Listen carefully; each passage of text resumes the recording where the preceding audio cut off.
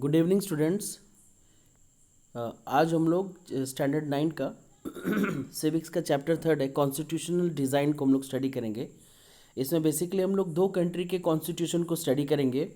एक है south Africa का और दूसरा इंडिया का है।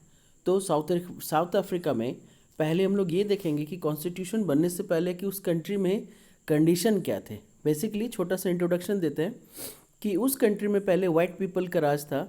वाइट पीपल्स ने वहाँ पर अपना गवर्नमेंट बना रखा था। हालांकि उनका पॉपुलेशन भी बहुत कम था, बट फिर भी वो बहुत पावरफुल लोग थे।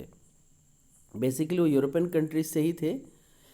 तो लेकिन उन लोगों ने वहाँ पर बहुत सारा गलत काम कर रखा था, और उनमें से एक था racial discrimination. That means the discrimination which is done on the basis of body colour. तो और उन्होंने एक पॉलिसी स्टार्ट कर रखा था। उस पॉलिसी को हम लोग कहते हैं अपार्थेड। अपार्थेड बेसिकली एक ऐसा पॉलिसी है which was the name of the system of racial discrimination unique to South Africa. एक बहुत ही अजीब सा और बहुत ही गंदा सा ये पॉलिसी था। This system was particularly oppressive for the black people.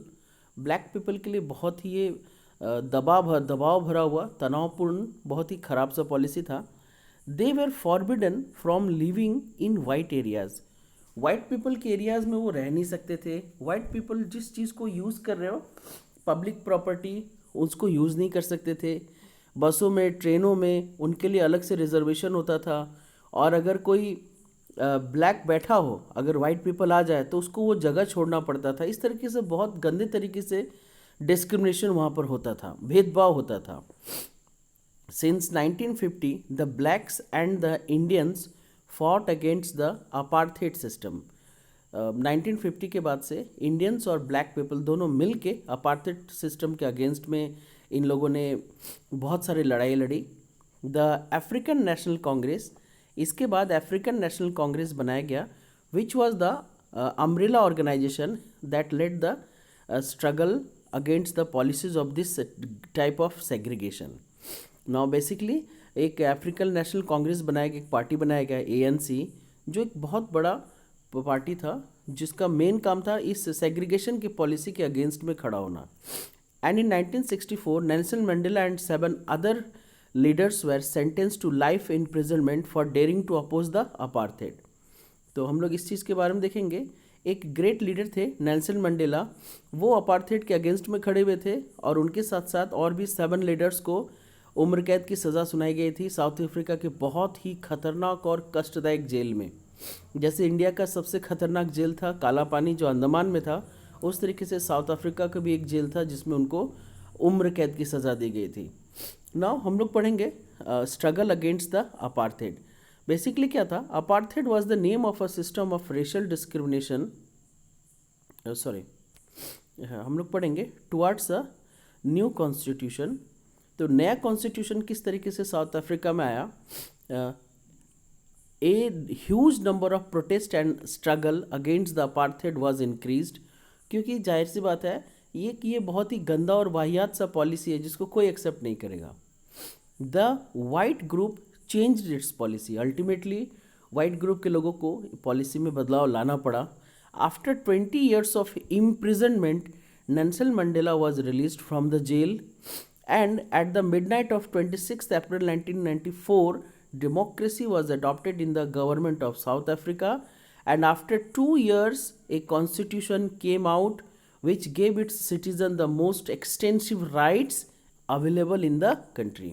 1994 में कॉन्स्टिट्यूशन लाया गया जो पूरी तरीके से डेमोक्रेसी की पॉलिसी पर बेस्ड था, और 2 साल के बाद कॉन्स्टिट्यूशन को बनने में समय लगा। 2 साल के बाद एक ऐसा बेहतरीन कॉन्स्टिट्यूशन आया जो सबसे पहले वहाँ के लोगों को सिटीज़न के रूप में रिकॉग्नाइज्ड किया, और उनको भी बहुत सारे एक्सटेंसिव सिमिलर राइट्स दिए गए जिनके वो हकदार थे। चलिए नेक्स्ट है, ये बहुत ही इंपॉर्टेंट और मतलब जनरल सा टॉपिक है कि why do we need a constitution. Basically constitution की ज़रूरत क्या है? तो इफ़ कॉन्स्टिट्यूशन, सबसे पहला इंपॉर्टेंट वर्ड है, Constitution generates a degree of trust and coordination which is necessary for the different kinds of people living. जाहिर सी बात है, एक कंट्री में आप नहीं कह सकते हो कि सिर्फ एक ही ग्रुप के लोग रहेंगे। बहुत सारे ग्रुप के लोग रह सकते हैं, उन सब की मान्यता अलग अलग हो सकती है, हो सकता है उनका रिलीजन अलग हो, लैंग्वेज अलग हो, कस्टम ट्रेडिशंस, बहुत सारी चीज़ें हो सकती जो एक दूसरे से अलग हो, मगर फिर भी वो नागरिक देश को बनाए रखने के लिए कॉन्स्टिट्यूशन उनके अंदर उस देश को यूनाइटेड रूप में, संगठित रूप में पकड़े रखने के लिए कॉन्स्टिट्यूशन क्या रोल करता है कि वो एक degree of trust and coordination बनाता है लोगों के बीच में, लोगों नहीं, डिफरेंट डिफरेंट कैटेगरीज के लोगों के बीच में बनाता है कोऑर्डिनेशन और degree of trust, and it specifies how the government will constituted and who will have the power to take decision। ये कॉन्स्टिट्यूशन का काम है कि ये गवर्नमेंट को बनाता है कि गवर्नमेंट कैसे काम करेगा एंड किसके हाथ में पावर रहेगा। साथ ही साथ it limits the power of the government and tells the right of the citizen. एक बहुत ही इंपॉर्टेंट टॉपिक है, इंपॉर्टेंट पॉइंट है कि हमारा कॉन्स्टिट्यूशन ही गवर्नमेंट का पावर को लगाम भी लगाता है और लोगों के अधिकारों के बारे में भी बताता है कि वहाँ के नागरिकों को क्या क्या अधिकार देने चाहिए, होने चाहिए। It express the aspirations of the people about creating a good society. जाहिर सी बात है, हमारा कॉन्स्टिट्यूशन हमें इंस्पायर करता है ताकि हम एक गुड सोसाइटी को क्रिएट कर सके। चलिए, नेक्स्ट टॉपिक है making of the Indian constitution. Now let us move to the topic related with Indian constitution. ये 3 पॉइंट हमने पढ़ा कि भाई कॉन्स्टिट्यूशन की ज़रूरत क्या होती है। फर्स्ट पॉइंट था generates a degree of trust and coordination and specifies how the government will be constituted. Third one limits the power of the government and next one is it express the aspirations of the people about creating a good society. Now move to the next topic, that is, ये topic अपने आप में बहुत बड़ा है but हम लोग थोड़े से पॉइंट में, क्योंकि आपका चैप्टर में इतना ही डिस्क्रिप्शन है, making of Indian constitution. In 1928 Motilal Nehru and 8 other Congress leaders drafted a constitution for India and in 1931 the resolution at the Karachi session held on how India's independent India's constitution should look like. सबसे पहली बात, ये मोतीलाल नेहरू जी ने और 8 other Congress leaders ने एक constitution को draft बहुत पहले किया था 1928 में, और 1931 में कराची सेशन में एक रेजोल्यूशन पास हुआ था जिसमें कि इंडिया के इंडिपेंडेंस के बाद किस तरीके से कॉन्स्टिट्यूशन काम करेगा, उसका वर्किंग क्या होगा, ये सारा उन लोगों ने बहुत पहले डिस्कस कर लिया था। तो नेक्स्ट है कि what were the factors contributed to the making of our constitution. So ideals of the French revolution, हम लोग ये पहले भी बहुत बार डिस्कस कर चुके हैं कि फ्रेंच रेवोल्यूशन का जो इफ़ेक्ट था ग्लोबली, एक बहुत बड़ा इफ़ेक्ट था कि भाई पूरे दुनिया को डेमोक्रेसी वर्ड से इंट्रोड्यूस करने वाला फ्रेंच रेवोल्यूशन ही था। And the practice of parliamentary democracy in Britain, भाई ब्रिटेन का जो पार्लियामेंट्री डेमोक्रेसी है उसने भी हमारे इंडियन कॉन्स्टिट्यूशन को बनाने की प्रेरणा वहाँ से भी ली है। बाय द वे आप लोग को बता देते हैं, हमारे कॉन्स्टिट्यूशन को बनने में 2 साल 11 महीने 18 दिन लगे। ये 2 साल 11 महीने लगभग 72 डेलीगेट्स इंटेलिजेंट पीपल हमारे देश से पूरे दुनिया में घूमने के लिए निकले और वहाँ पर उन लोगों ने अलग अलग कंट्रीज़ के कॉन्स्टिट्यूशन को स्टडी किया और उसके मेन पॉइंट्स नोट करके आए। तब जाकर हमारा कॉन्स्टिट्यूशन को ड्राफ्ट किया गया और जो सभी लोगों के लिए उचित लगा कि ये होना चाहिए उसको लागू किया गया।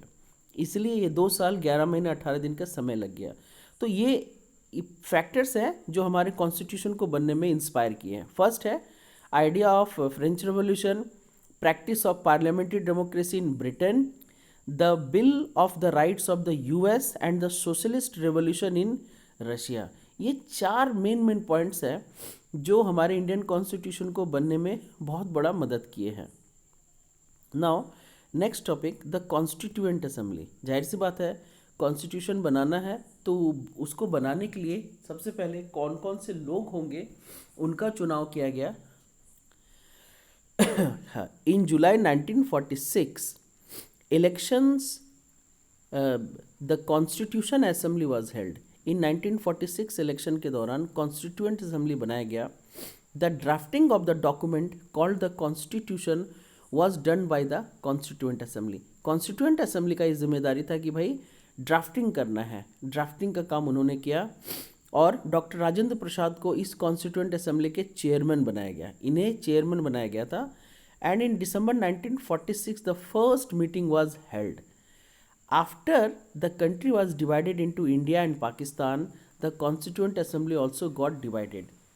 ये अलग अलग तरह की परिस्थितियाँ आई जो हमारे देश में जो झेलना पड़ा, एक मुसीबत के रूप में आई, और आज भी हम लोग इस चीज़ को झेल रहे हैं।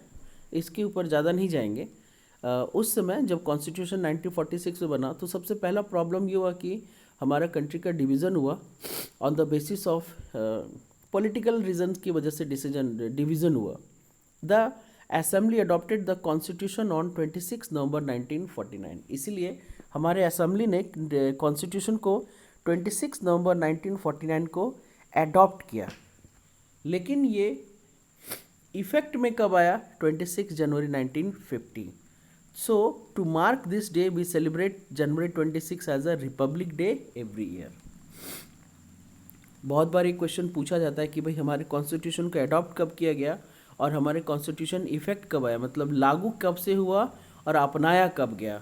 तो आंसर है कि 26 जनवरी 1950 को उसको अपनाया गया, वो इफेक्ट में आ गया था, लेकिन लागू हुआ 26 जनवरी 1950 को। 26 जनवरी 1950 से वो लागू किया गया पूरे देश में। नाउ एक और पॉइंट है इसी से रिलेटेड कि constituent assembly worked in a systematic, open and council manner. हमारा जो कॉन्स्टिट्यूएंट असेंबली है वो बिल्कुल ओपन और काउंसिल मैनर में काम करता है, मतलब डिस्कशन के साथ काम करता है। मतलब मेजॉरिटी होगा जिस डिसीज़न के लिए, वही डिसीज़न को मान्यता मिलेगी। First are the some basic principles which are decided and agreed upon. Then a drafting committee chaired by Dr. Bhimrao Ambedkar prepared a draft constitution for the discussion. तो जब कॉन्स्टिट्यूएंट असेंबली का chairman मैंने constituent assembly बनाया गया, उसके chairman doctor Rajendra Prasad थे। उन लोगों ने अपने सुपरविज़न में ड्राफ्टिंग कमेटी बनाया जिसमें बहुत इंटेलिजेंट लोग थे जो कॉन्स्टिट्यूशन को ड्राफ्ट किए, जिसके उस कमेटी के चेयरमैन थे डॉक्टर B.R. अम्बेडकर। और उन्होंने एक ड्राफ्ट कॉन्स्टिट्यूशन तैयार किया डिस्कशन के लिए, जिसमें more than 2000 amendments where considered. सोच लीजिए उस समय का जो कॉन्स्टिट्यूशन अभी जस्ट ड्राफ्ट होने ही वाला था, उसमें लगभग 2000 से ज़्यादा अमेंडमेंट्स को शामिल किया गया। नाउ जस्ट लास्ट टॉपिक है, what is the philosophy of the constitution. हमारे कॉन्स्टिट्यूशन के पीछे का फिलोसफी क्या है? तो the constitution begins with A short statements and it's basic values. हमारा कॉन्स्टिट्यूशन शुरू ही होता है छोटे छोटे स्टेटमेंट से जिनका बेसिक वैल्यू बहुत बड़ा है। Which is called as the preamble of the constitution. ये आप लोग को दिख रहा होगा, ये प्रियम्बल है। प्रियम्बल को हम लोग कह सकते हैं हमारे कॉन्स्टिट्यूशन का इंट्रोडक्शन है कि भाई हमारा कॉन्स्टिट्यूशन का मुख्य मकसद क्या है, वो क्यों है, ये सारी चीज़ों को क्यों रखा गया है, तो वो एक इंट्रोडक्शन है। द प्रियम्बल फोकस ऑन, किस चीज़ पर फोकस करता है? जस्टिस। जस्टिस का मतलब न्याय होता है। तो न्याय किस आधार पर?